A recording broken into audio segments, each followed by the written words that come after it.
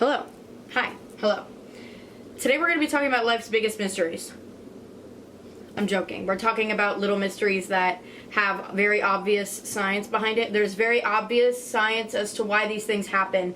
None of these things are actual mysteries. Okay, you could go on Google and you could search up why does blah happen, and there will be 12 articles with real people with real PhDs explaining in heavy detail why these things happen. Fuck them, okay? And we're going to talk about what I think.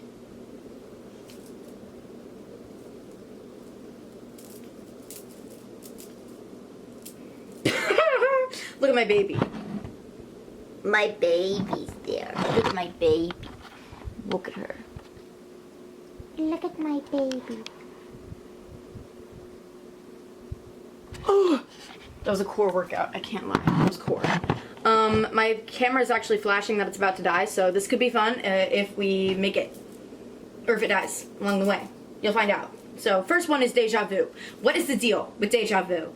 What is it? So deja vu happens, and I'll explain each of them, even though I know for a goddamn fact that you have experienced deja vu, and you've experienced every single one of these things on this list, because I'm not that compelling or deep, and everyone has the same experiences as me. Okay? I'm not unique, I'm not different. So, deja vu. I'm gonna explain it anyway. Okay? Deja vu happens when when you do something, and then you kind of get a feeling that you've done this exact thing before, even if you've never done it. My baby, my baby. Even if you've done it before. So like I could be typing on a computer in like math class and I get the feeling that I've done it before. Even though I haven't. That's deja vu. It's when you get a feeling that you've done something before even though you obviously haven't. So what is deja vu? Like what is it for real? There are a couple different theories. Scientists believe it's a trick of the memory because your brain has so many memories that it goes through that it could have mixed up a couple, and you know when you're doing anything you do ever is just like a combination of things you've learned how to do before. For example, I'm going to reach here because I learned how to reach when I was a child. I have this water bottle that I'm going to open because I know how to open water bottles, and I'm going to sip the straw because I've sipped straws before. Okay, I'm going to close it and put it back because these are all things that I've learned how to do before. But when you deja vu could happen because you have learned so many things and done, like typed on your computer. How many times have you opened up your Chromebook and typed on it? Exactly. So your brain is like, open up Chromebook, type on the Chromebook, type on Chromebook again. We open again, you're opening it again. Okay, depress. Okay, open it and type on it. And all those times when you open it and type on it, come flooding back through. And you're like, oh my god, I've done this before. No shit, Angela. You typed in your Chromebook yesterday. Jesus Christ. Anyway, I personally think that it's parallel dimension. I like to think of that. I've always loved that. Whenever you're doing something, you get deja vu and you're like, aww. My parallel universe is doing the same thing as me right now. That's what I think it is. It's when you do the exact same thing at the exact same time as a parallel universe you. That's what I like to think. Because it's like, aw, cute. We're like doing the same thing.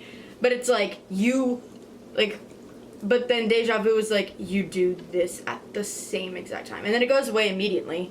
You're like, dang, I just got deja vu. It's because you guys like, bam. Just like that. Let me move on. Let me move on. I think we've talked about deja vu enough. Let me move on. So the next one is why do we yawn? So yawning is like, if you've never yawned before, usually what happens is you yawn, then someone else yawns. Or you yawn because someone else yawns around you. And anyway, now everyone's yawning. Now everyone's yawning. I bet you yawned because I'm yapping about it. I want to yawn, but I'm cutting back because I don't want to do that. Ooh, so yawning is contagious, and it's like, why is that? Oh my god, my baby. I don't know where that came from. Sorry, I don't know where that came from. So, some people think it's a social bonding mechanism, and I love that. I love it. I love that we're wired because, like social bonding, you're like, some weather outside. but it's like we yawn at the same time, and you're like, I'm tired, and then the person, and you're like, oh my god, we yawned at the same time. They're trying to bond us. They're trying to get us to bond with each other. It's not going to work. It's not going to work. Okay, if I don't like you, that's it. Just because we yawn doesn't mean I'm gonna like you. It could be a cooling the brain thing. That's what scientists say. What do scientists know? Okay, what do scientists know? It's cooling the brain because it's foggy. It's sleepy. Get out of here. Alright, I believe yawning is deeper than that. I believe yawning is a social bonding mechanism that's used to connect us and used to, Oh my god. Oh, my baby. How many times are we gonna do this?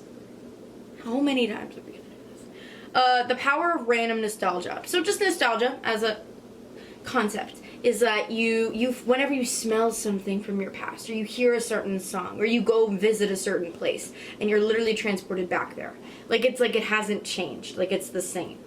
I love that. I love nostalgia. People think that it's like, I don't know, like a brain glitch, just like memories, or is it like a filing system? Just like with deja vu, where it's like you have all of these memories that your brain has to store, and when you hit nostalgia and you're like, oh my gosh, you just find one in the back. You just find one back here, and it like comes to the front, and you're like in it, and you're transported into it. I love feeling nostalgia, but nostalgia is kind of it's a drug. It's fake. Nostalgia is fake. Nostalgia is fake. I hate nostalgia, and actually, let me tell you why. I hate it because people are like, I just want to go back to this time. I want to go back. I want to go back to preschool. No, you fucking don't. No, you don't. What was good about preschool?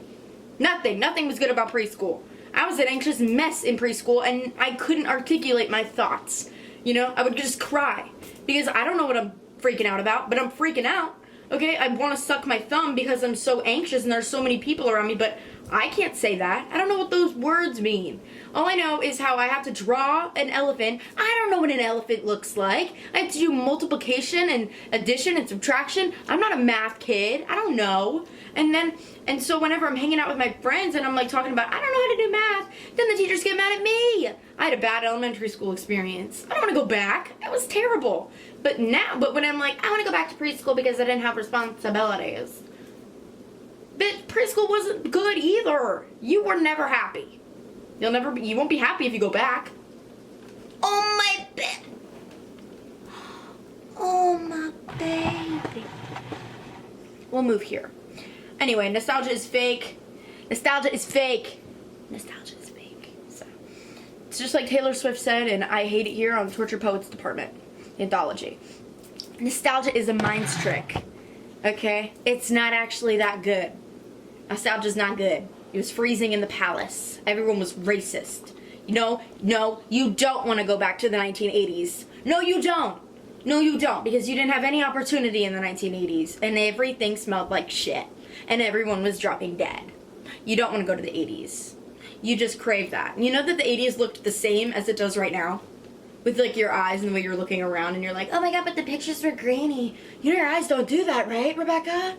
You don't have saturation on your eyeballs. Shut up! Shut up. Shut up. Look at where you are now. Live in the moment. You live in a great world. You live in a developed world. It's not great, but it is developed. Okay? You can go out and you can get a damn job, Stacy. So, piss me off. You piss me off. Anyway, what is sleep paralysis? I don't know. Let's talk about sleep paralysis. My sweet baby. Sleep paralysis. Sleep paralysis is when you're laying and you're unable to move and you're sleeping, but there's like a thing with you and you can't move. There's something in the room. Why does it happen? Is there any explanation beyond actual science? I don't know.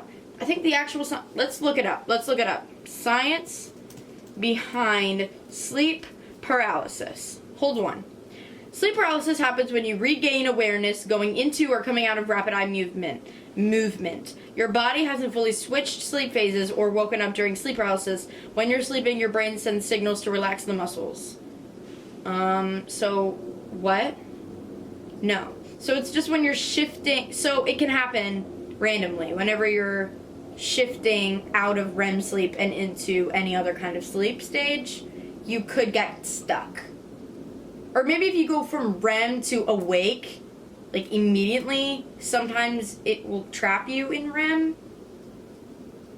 That sounds freakish. Are you kidding me? And this right here, this one that I'm reading, harvard.edu says that the exact cause of sleep paralysis is not understood. So what is it?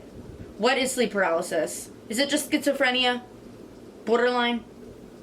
What is schizophrenia? I don't know. What are these things? Like, what are visions? Is it God? I don't know, because why would God put a hideous demon creature in me? Like, while I'm sleeping, while I'm just trying to rest. I mean, he has his reasons for everything. I'm just trying to understand the angle. If you argue that it's God and visions are God. I'm here and I'm listening. I'm just not seeing I'm not getting his angle. Do you know what I mean? I'm not really seeing it.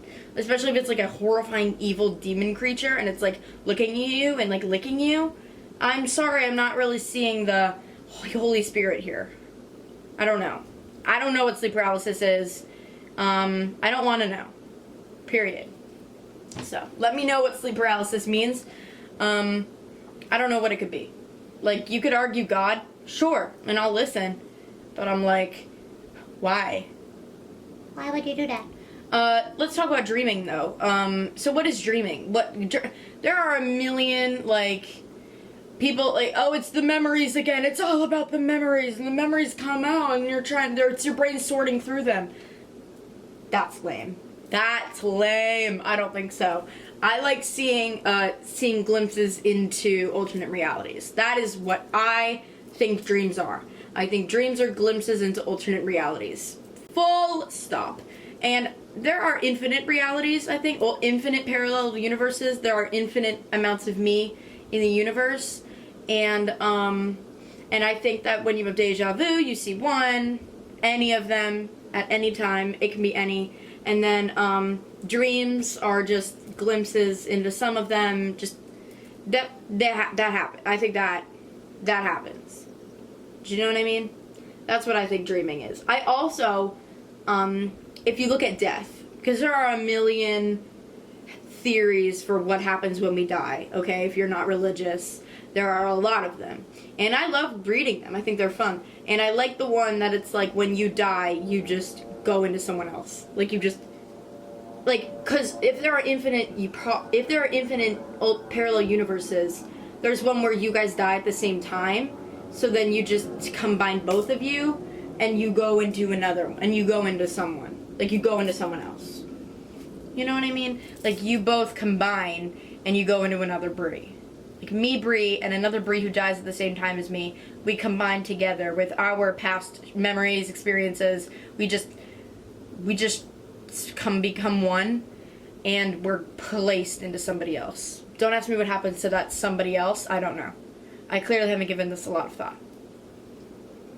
What is the Mandela effect? Let's get into it. Mandela effect is like false memories that like a collective people believe that something was true. Like, I don't have an example right now. I don't have it. Let's look up some examples. Mandela effect examples. Right? So, the fruit of the loom cornucopia, that's one of them. The Berenstain Bears, it's the Berenstain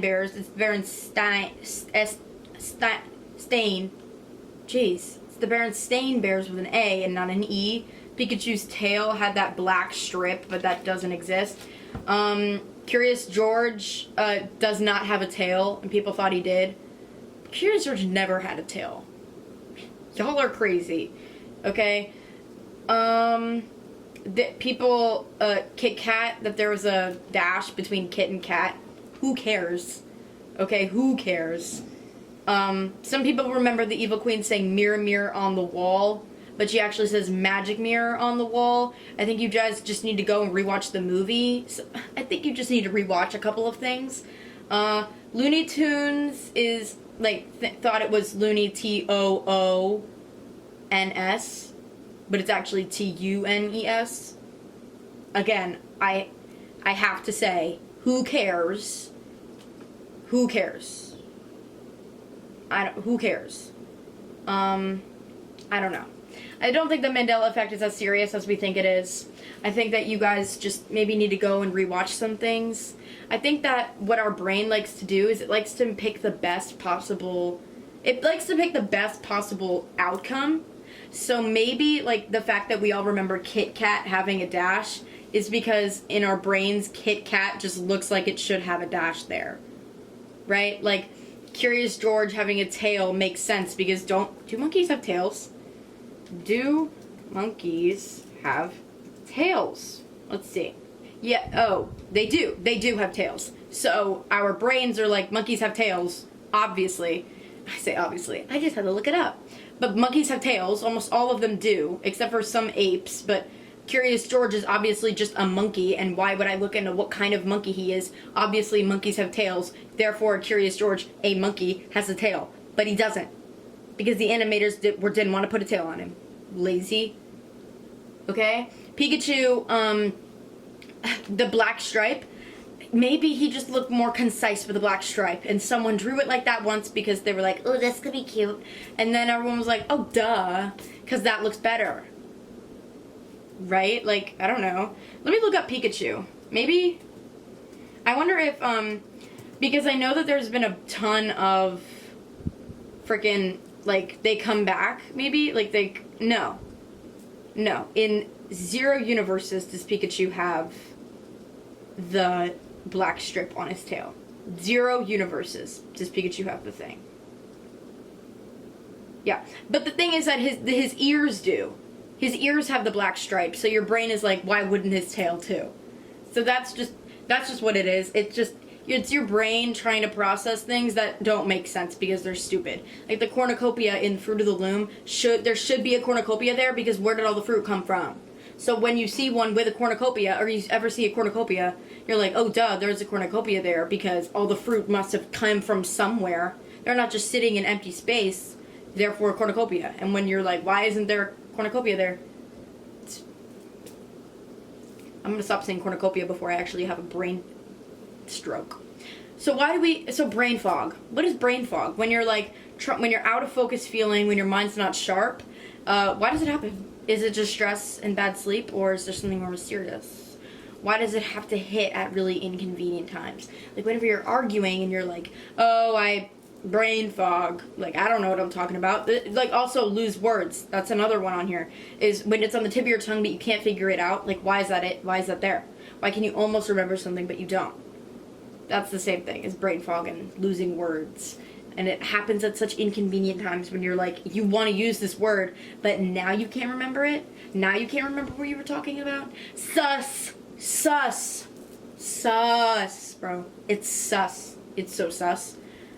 Anyway, Goosebumps is another. Oh, well, maybe let me talk about that. Let me maybe talk about like the answer. So what is it? What I think it is that your brain, she's got so much going on that you need to give her some grace. There are a lot of words that you know, and there are a lot of words that you use, and your dear sweet brain can't keep up with it all. So, but I'm not sure. Maybe you have a chip in there, and the government's like, she's talking a lot, and so they like cut you off. So you're like, what's the word I'm thinking? Then you have to pull out your phone and look up the word, and now you're on Google, which is good for who owns Google? You won't believe this, but my camera died. Anyway, so this is a completely different kind of video than before. I'm sorry, but that's what has to happen. Well, this is completely wrong, ain't it?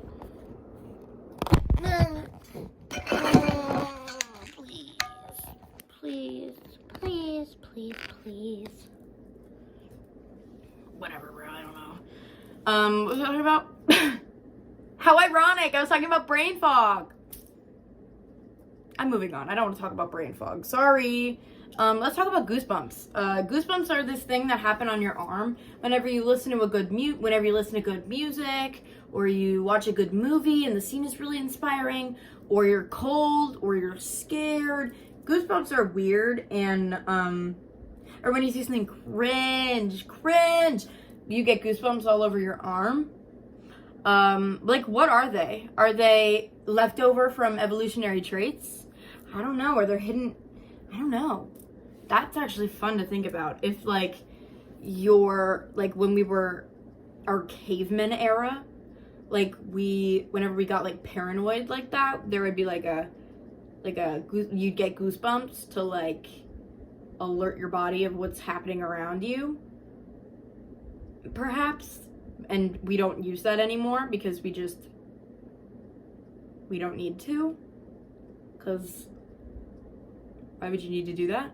Anyway, I don't know. Goosebumps are gross though. It's sort of like dinosaur-esque. Like it's like borderline reptilian, which is interesting. I don't know. Let me know what your theories are. Last one I have is a gut feeling. Those are weird because gut feelings are almost always right. And, like, is there any logical reason behind it? Any logical reason behind your strong intuition for something or someone? Or is it just subconscious piecing things together? Or is there a deeper connection to our instincts that we don't know about? Right? Like, you have a gut feeling about this person and you're like, I don't trust that motherfucker. And then they do something messed up and you're like, should have listened to me. Or you circle something on a test and you go, that can't be right. And you erase it and pick something else and then you were right the first time. And you're like, that sucks, but don't mess with me because I got that one right technically. Right? Like, what is that? What is that? What is that? What's your gut? What is that? That's sort of the end of this video. I don't really know what this was. We didn't really cover any ground. We didn't really discover anything like crazy. I also skipped one. I'm so sorry now that I'm reading it. I did skip this one. Why do we get the feeling of being watched? Being watched, right? Like everyone gets it. You're like, I must be crazy. Why? Is it because there's cameras everywhere and you are being watched? Through the outlets in your wall, through the mirrors in your room, you're being, or like the cameras in your phone and in your computer. Yeah, you are being watched at all times, Queen. You're being monitored. You're being monitored. There ain't nothing you can do. You're being monitored. The birds can see you. The animals can see you. Everyone in the world can see you. You're being watched, girl. You're being looked at. You're being looked at, so what? Look at my sweet girl. That's the end of this. Bye!